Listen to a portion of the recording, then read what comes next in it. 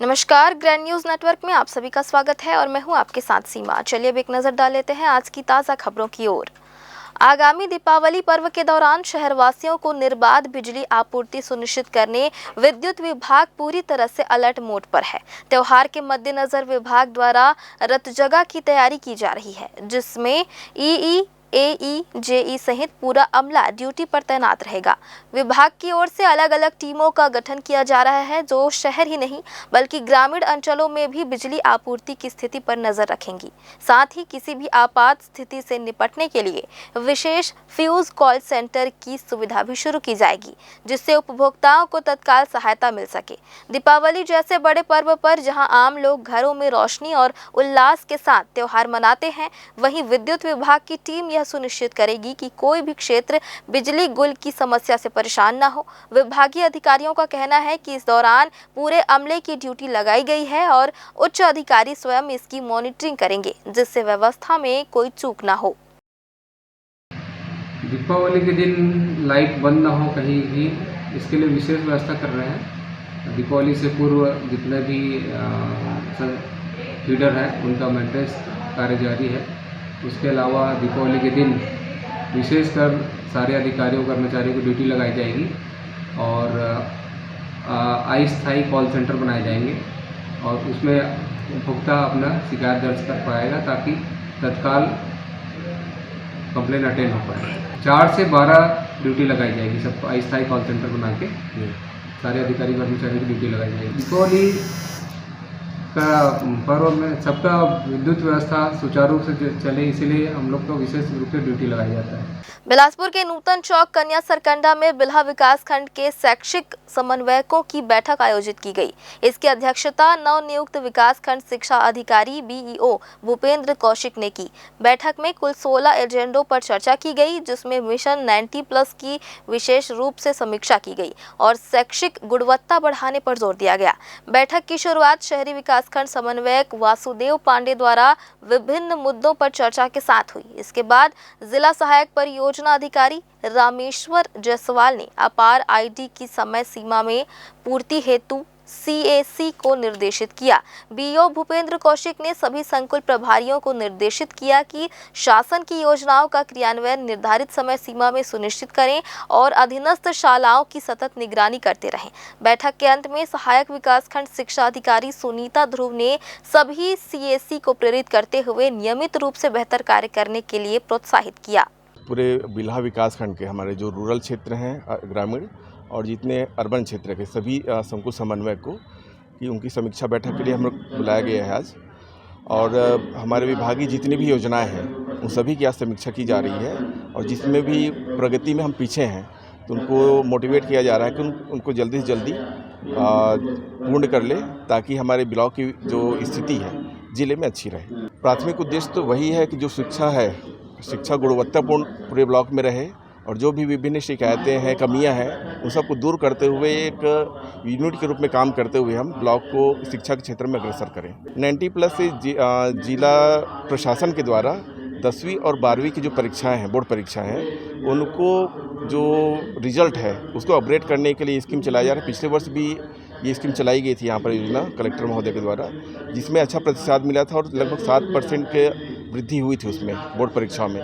तो उसी को फिर से इस साल भी इस सत्र में उसको उस पर कार्य किया जा रहा है। क्योंकि दशहरे की छुट्टी के बाद स्कूल खुला है, फिर दीपावली की छुट्टी हो जानी है, तो थोड़ा सा एक रिचार्ज करने के लिए पूरे बिल्हा विकासखंड के सभी 60 सीएससी की बैठक लिए हैं और साथ में चूँकि नया विकासखंड शिक्षा अधिकारी हमारे आए हुए हैं, तो एक परिचय सम्मेलन प्लस जो योजनाएं चल रही हैं उनके बारे में एक समीक्षा बैठक का आयोजन आज किया गया है। इसमें हम लोग 16 एजेंडा बनाए हैं, जिसमें गणवेश वितरण, पाठ्य पुस्तक वितरण, उसका स्कैनिंग करना और स्वच्छ हरित और क्या बोलते हैं छात्रवृत्ति, ये सारे विषयों को लिए हुए हैं। जितनी योजनाएं चल रही हैं वो किस स्तर तक चल रही हैं, उसमें किसी प्रकार कोई दिक्कत है, कोई कमी है और स्थापना की जानकारी खासकर कि हमारे बिल्लाही विकासखंड में जितने शिक्षक हैं उनकी जानकारी हमको मिल जाए।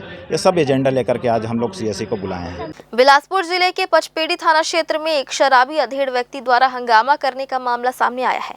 पीड़ित के घर के सामने हुए इस बवाल का वीडियो भी सामने आया है, जिसमें अधेड़ व्यक्ति गाली गलौज करते हुए दरवाजे को डंडे से पीटते और पीड़ित को जान से मारने की धमकी देते दिख रहा है। हैरानी की बात यह है कि यह घटना पचपेड़ी थाने के ठीक सामने हुई, बावजूद इसके पुलिस ने कोई हस्तक्षेप नहीं किया और पूरी तरह अनजान बनी रही। पीड़ित ने थाने में शिकायत दर्ज कराई है, लेकिन अब तक पुलिस की ओर से कोई ठोस कार्रवाई नहीं की गई है।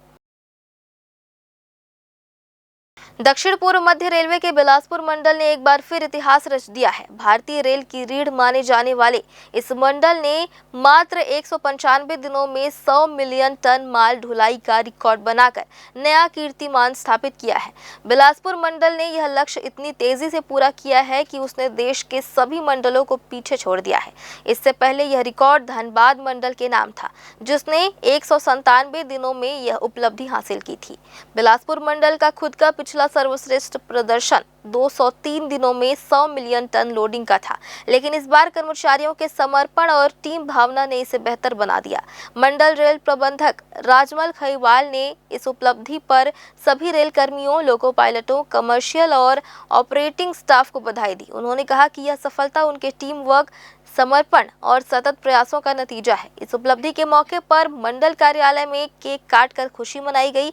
सभी विभागों के कर्मचारियों ने एक दूसरे को बधाई दी और आगे भी ऐसे ही प्रदर्शन करने का संकल्प लिया। नगर निगम के अतिक्रमण दस्ते पर एक बार फिर अवैध वसूली के गंभीर आरोप लगे हैं। इस बार मामला गुपचुप ठेला व्यवसायियों से जुड़ा है, जिन्होंने आरोप लगाया है कि उनसे 3 से 4 हजार रुपए लेकर ठेले छोड़ने और बिना रसीद के वसूली करने जैसी गतिविधियां की जा रही हैं। गुपचुप विक्रेता दीपक कुमार का कहना है कि उनका ठेला पिछले 3 दिनों से जब्त है और वे तहसीलदार, निगम मुख्यालय और मिशन हॉस्पिटल स्थित अतिक्रमण दफ्तर के चक्कर काटते फिर रहे हैं। दीपक का आरोप है कि वसूली के बाद न केवल उनका ठेला छोड़ने में देरी की जा रही है, बल्कि आधा गुपचुप भी गायब कर दिया गया है। इसी बीच स्वायत्त शासी कर्मचारी संघ के अध्यक्ष नंद कुमार कुशवाहा ने भी इस मामले को गंभीर बताया है। उन्होंने कहा कि अतिक्रमण दस्ता बिना रसीद जब्त सामान छोड़कर मनमानी उगाही कर रहा है, जिससे निगम प्रशासन को आर्थिक नुकसान और प्रतिष्ठा को ठेस पहुंच रही है। कुशवाहा का कहना है कि दस्ते में कोई ऐसे कर्मचारी हैं जो 10 से 20 साल से लगातार एक ही पद पर जमे हुए हैं और इन पर पहले भी ऐसे आरोप लगते रहे हैं। उन्होंने बताया कि इस बारे में अपर आयुक्त खजांची कुमार को शिकायत दी गई है, लेकिन कार्रवाई अब तक नहीं हुई। अब सवाल यह है कि निगम प्रशासन इन आरोपों पर कब सख्त कदम उठाएगा और बार बार फजीहत कराने वाले कर्मचारियों पर कार्रवाई क्यों नहीं की जा रही। मैं यहाँ मतलब गुपचुप ठेला लगाता था कांवरराम मार्केट के सामने, तो मेरे साथ में और भी लोग का सामान पकड़ाया था और मेरा ठेला बस पड़ा है यहाँ पे और बाकी लोग का सामान चला गया है। कुछ लोग का बचा है, कुछ लोग का चला गया है। और क्या कहना है आपका? मेरा ये कहना है कि मतलब बाकी लोग को पैसा से छोड़ दे रहे हैं और हमारा शपथ पत्र मांग रहा है, कहीं SDM का दस्तखत लेके आओ, कहीं ये लेके आओ। दुनिया भर का मेरे से वो कर रहे हैं। हाँ, घुमा रहे हैं। हो गए? कितने दिन हो गए? 2 दिन हो गया मेरे को, आज तीसरा दिन है। उन लोग बोल रहे हैं कि शपथ पत्र लेके आओ। तो शपथ पत्र ले आए हो? तो लेके आए हैं शपथ पत्र, तो उसका दस्तखत लेके आओ कमिश्नर का। अच्छा। और आधार कार्ड का वो। आपका सामान है यहाँ पे? मेरा सामान आधा है, आधा गायब हो गया।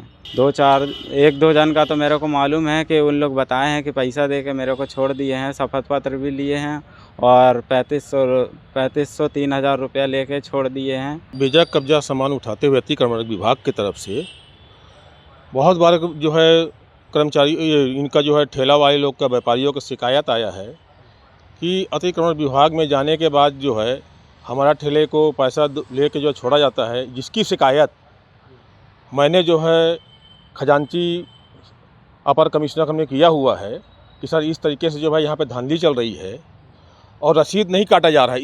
इस वजह से नगर निगम में नुकसान की क्षति पहुँचा रहे हैं इन लोगों।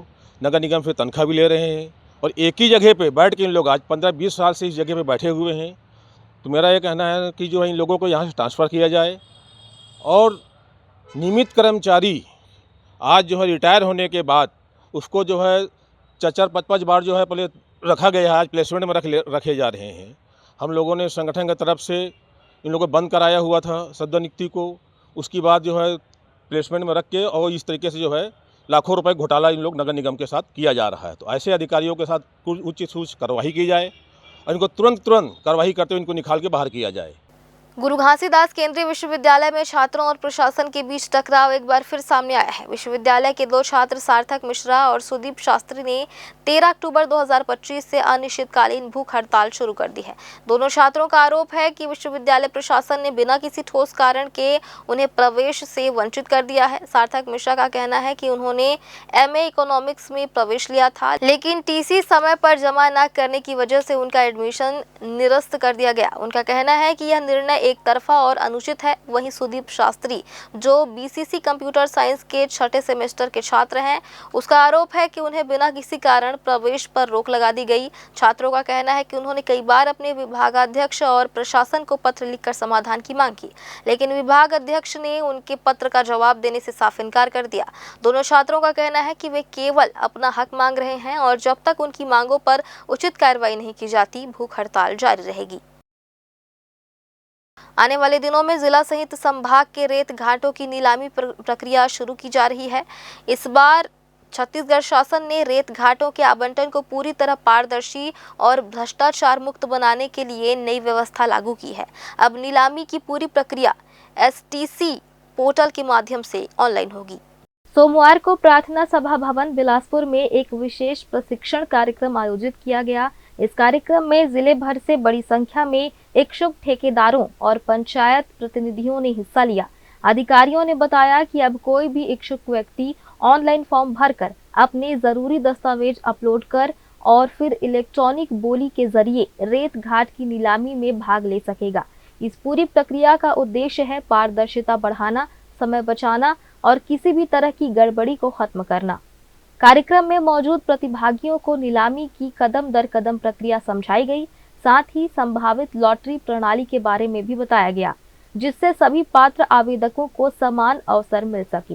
प्रशिक्षण के दौरान उपस्थित लोगों ने कई सवाल भी पूछे, जैसे आवेदन की अंतिम तिथि, तकनीकी दिक्कतों से निपटने के उपाय और भुगतान की प्रक्रिया। अधिकारियों ने सभी सवालों के स्पष्ट और संतोषजनक जवाब दिए। शासन का कहना है कि इस बार रेत घाटों के आवंटन में किसी भी प्रकार की अनियमितता नहीं होगी। अब रेत घाट लेने की दौड़ ईमानदार और पारदर्शी तरीके से पूरी होगी। बिलासपुर प्रशासन को उम्मीद है कि इस नई प्रणाली से न केवल राजस्व में बढ़ोतरी होगी, बल्कि रेत माफिया पर भी अंकुश लगेगा। यह पहल रेत व्यवसाय को सुव्यवस्थित और निष्पक्ष बनाने की दिशा में बड़ा कदम साबित हो सकती है। अब देखना यह होगा कि यह कदम आगे चलकर कितना कारगर होता है।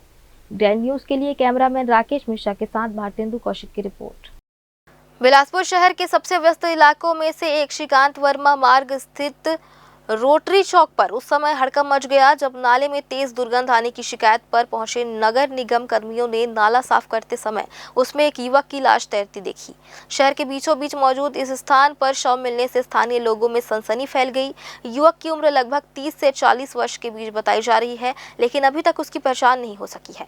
जानकारी मिलते ही सिविल लाइन थाना पुलिस मौके पर पहुंची और शव को बाहर निकालकर जांच शुरू कर दी है। फिलहाल युवक की मौत के कारणों का पता नहीं चल पाया है, लेकिन पुलिस हर पहलू पर जांच में जुटी हुई है। फिलहाल आज की ताजा खबरों में बस इतना ही। आगे भी खबरें जारी रहेंगी। बने रहिए ग्रैंड न्यूज नेटवर्क के साथ। मुझे दीजिए इजाजत। नमस्कार।